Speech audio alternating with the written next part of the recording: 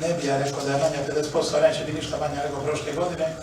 Samo zadnjih tjedan dana, odnosno 2 tjedna smo otvorili dve investicije preko 16 miliona kuna.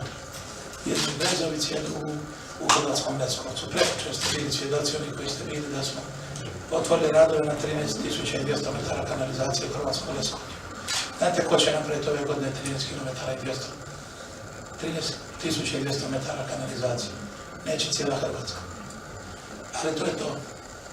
Nisam nigde pročitao da je to 13 km i 200, da je to 16,5 miliona kuna. To bi trebalo biti udarna vijest na dnevniku.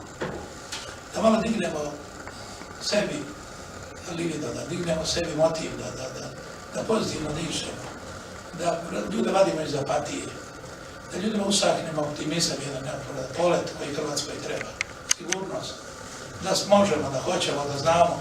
To je suština cijele filozofije, a ne nihilistički, crno boja zidove i stalno se prepirati, svađati, vraćati se u rovove povijesti. To je naša sudbina, vjerovatno. Ali dobro, nećemo se mi u Zagrebu tim zamarati, idemo dalje.